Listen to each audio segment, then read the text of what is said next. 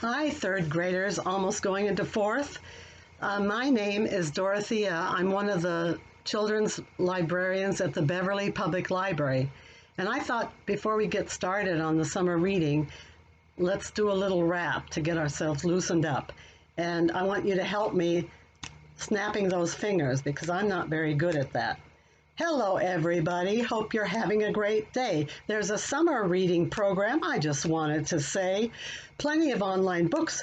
Yes, you may. Read as many as you like. You don't have to pay. There are prizes you can win. You can play. Reading good books is a way to stay on top of the game, don't you say? So have a lot of fun and read, read, read away. Hip, hip, hooray. Okay. So, ready to hear about our summer reading? We would like you to join our 2020 summer reading program online called Imagine Your Story. We're starting the program on June 22nd and it'll end on August 14th. We're asking you to read for 12 hours, which equals 720 minutes. You can keep track of the minutes you read by signing up on the Beanstack app on our library website, or you can print a paper reading log to track your time. It'll also be on our website. When you complete the 12 hours, you'll be entered into a raffle with a chance to win, ta-da, a $20 gift certificate to either Copper Dog Books in Beverly or the Bookshop of Beverly Farms, or a Boston Bruins signed hockey stick or a Boston Bruins signed jersey. If you use the Beanstack app to track your reading, you'll be automatically entered into the raffle. If you use the paper reading log, you'll have to take a picture of your completed log and email the picture to the library by August 14th. We have some awesome book suggestions on our elementary school reading list. You can find the list on the Beverly Public Library's website. All the books on the list are available online, and we have designated it's either the Overdrive or the Hoopla. And if you get the Hoopla, you don't have to wait for the books. So join us also for some amazing virtual programs. We're going to have an author presentation via Zoom by Mark Parisi. He's the author of the Marty Pants series on Tuesday, July 14th at 6:30 p.m. We'll have an online graphic novel book discussion of Artemis Fowl in July, an awesome Animals of the World presentation on Facebook Live on Thursday, July 23rd at 2 p.m., and STEAM scribbles as well as other things. So just keep track of what we're doing on the calendar on the website. All right, let's get started now on our imaginary journey through the land of books. So the first one is called Booked by Kwame Alexander. And you may have heard of him. He wrote a very popular book called Crossover about basketball a few years ago. And you probably can tell what this one is about, right? Soccer. So how many of you love to play soccer? So it's about a 12-year-old boy named Nick who loves soccer. Unfortunately, he has a nerdy father who makes him read a page of a dictionary the father wrote of corny words no one has ever heard of every night before bed. Nick hates this task. It's not cool for an athlete to use big words. So there are some tough topics in this book. It tells you about bullies. There are 2 bullies in his class that take away his bike at one point, and his mom and dad are getting divorced, and his mom is even moving to another state, and he's an only child, so that means he's going to have to get along with his dad. So let me read you a few of the poems. The first one is called Gameplay. On the pitch, lightning fast, dribble fake, then make a dash. Player tries to steal the ball, lift and step and make him fall. Zip and zoom to find the spot. Defense readies for the shot. Chip, then quick kick it in the air. Take off like a Belgian hare. Shoot it left, but watch it curve. All he can do is observe. Watch the ball, bend in mid-flight. Play this game far into night. So, and then another one that's called Hey DJ, Drop That Beat. And the Mac they're referring to in the poem is Nick's cool rapping school librarian. The Mac drinks tea in a dragonfly mug. On the library floor is a dragonfly rug. The door is covered with dragonfly pics, 'cause Skip to the Mac is dragonfly sick. Sometimes I wear a dragonfly hat. Got dragonfly this and dragonfly that. Around my room are dragonfly clocks, but please don't touch my dragonfly box, 'cause if you do, I might get cross. Respect the Mac, dragonfly boss. And one last one is called One-on-One. Like lightning, you strike, fast and free. Legs zoom downfield, eyes fixed on the checkered ball, on the goal. 10 yards to go. Can't nobody stop you, can't nobody cop you. Till, like a siren in the storm, she catches you, zips past you, strips the ball, trips, you fall. Watching her dribble away, all the while thinking, it's bad that you got beat by another girl, and worse, that that other girl is your mother. All right. So if you like that, you should check it out. Now, what about a graphic novel? I bet a lot of you like them. This is called Clique by Kayla Miller, and I just want to show you some of the characters in the book. Here is Olive and Simon, her young brother. And he's kind of pesty. And here is Olive's mom and her nerdy green-haired Aunt Molly. All right. So Olive cliques with everyone in her 5th grade class. One day, their teacher announces that they're going to have a variety show. Everyone starts pairing up with others to do an act for the show. There's one problem. None of Olive's friends ask her to be a part of a group. She becomes depressed when she doesn't click with any of her cliquey friends groups. Finally, her funky green-haired Aunt Molly invites her for a sleepover at her house. Will this aunt help her find a solution to the problem? What will Olive do in the variety show? This is a fast read. It's a good story about trying to fit in while still being true to yourself. And if you like this one, there are 2 others in this graphic novel series. And now, I love the cover of this book. I don't know if you can see it. Let's see, there, maybe right there. It's called From the Desk of Zoe Washington by Janae Marx. And you can tell right away, there's Zoe is the main character in the book. And she loves to bake. You can see there's a cupcake on the table, and underneath there's a cookbook. And she would like to try out for the Kids Baking Challenge on the Food Network. This summer, she's an intern at the bakery, at the local bakery, and she's having a lot of fun doing that. And the other thing she likes to do, she's looking at a letter there, and on her 12th birthday, her father, who's in jail, writes her. And this is the first letter that she's received from him. And so she starts writing secretly letters to him.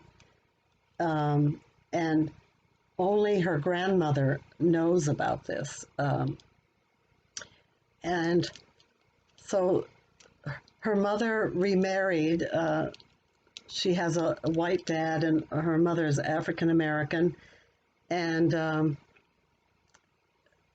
her mother never mentions her real father. So she's hiding these letters that she's writing.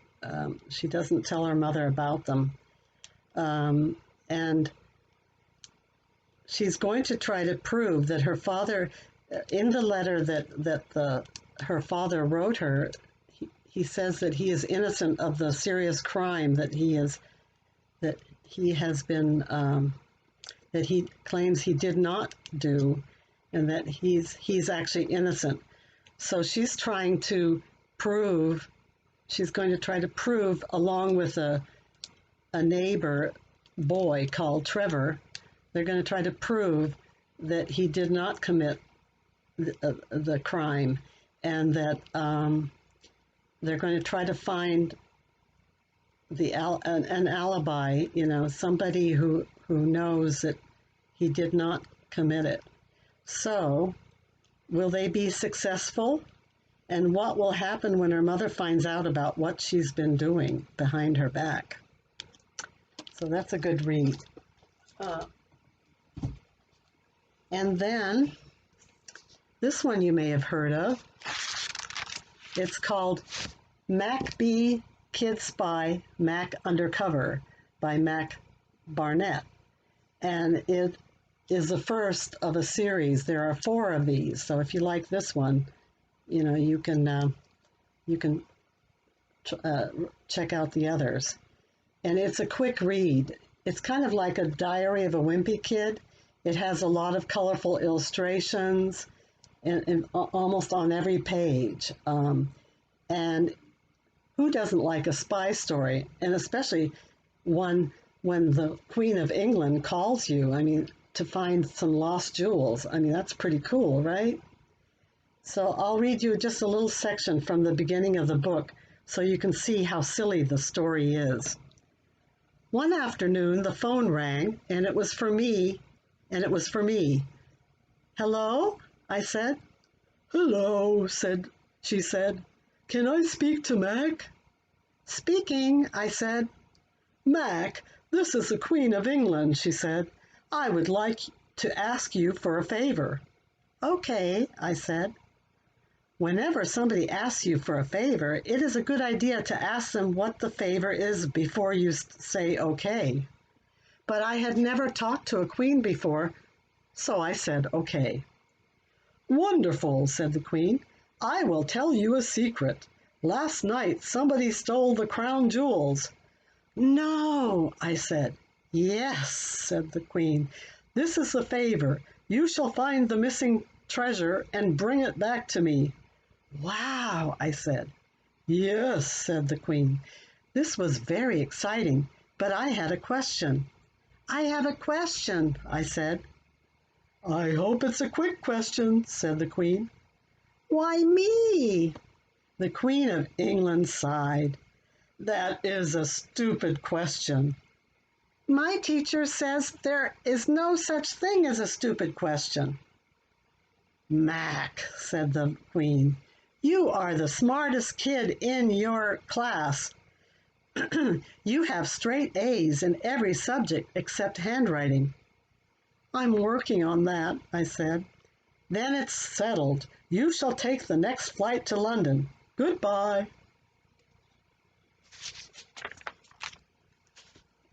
So Mac flew to London, and he went straight to the fortress where the crown jewels were kept. And suddenly the Queen of England arrives there surrounded by her 12 corgis. You see that there's the Queen with the 12 corgis. And what are those crown jewels he's supposed to find? I'll show you. Actually, it is a 10-inch coronation spoon that is like 800 years old. So the Queen gives him one of her corgis named Freddie, so that he won't be so lonely on his spy mission. She also gives him spy gear like James Bond. You know, he has night vision spectacles and so fake mustaches, fake nose, fake identity, and also fake wigs that he can wear. All right. So Mac goes to France and Russia on this adventure.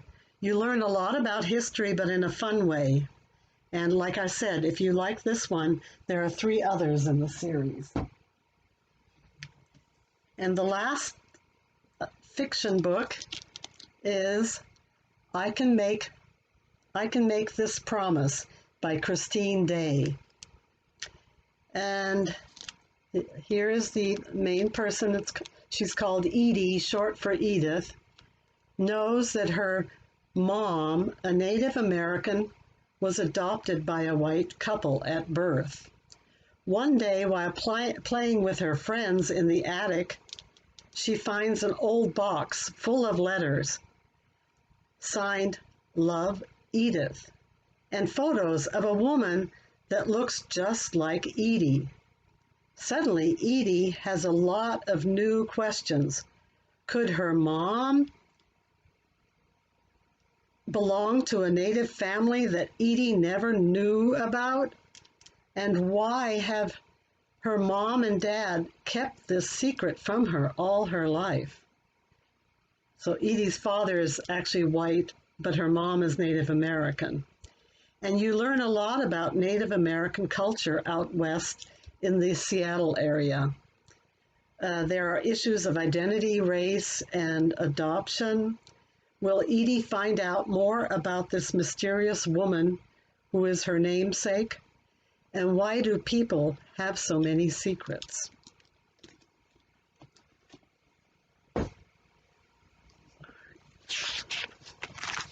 All right, and 2 more nonfiction titles.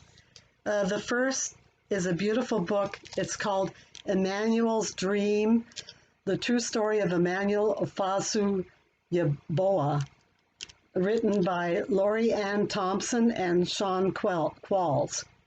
Emmanuel was born in Ghana, so there's Emmanuel, which is Africa, with only one strong leg and the other bent in a strange angle so he couldn't walk. His father left the family after Emmanuel's birth because he couldn't deal with the disability. His mother forced him to get whatever he needed by himself. He hopped to school on one leg for 2 miles each way, which is 4 miles a day. He learned to ride a bike after many, many falls, and in 2001, he rode his bike 400 miles in 10 days across Ghana to spread the message about disabilities. And his message was, don't give up. And it's a very inspirational story. And you see, when he finished his task, you can see, there he is. Hooray, he did it. And the last one is also a very powerful story called Separate is Never Equal, and it's by Duncan Tonatiu. Now, Sylvia Mendez is an American citizen of Mexican and Puerto Rican heritage, and she spoke and wrote perfect English. She, along with her brothers, were not allowed to enroll in her neighborhood school because it was for whites only. Her parents organized the Hispanic community and filed a lawsuit in the federal district court. They won and therefore helped get rid of segregated schools in California. And I want to show you a picture, a live picture of her. This is her as a teenager, and this is in 2011.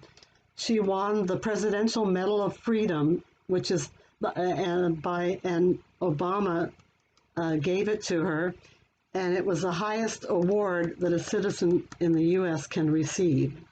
So that really is a very important case here. All right, so that wraps up my summer reading list for now, and have a great summer, and looking forward to see you sometime in the library when the library reopens. Goodbye.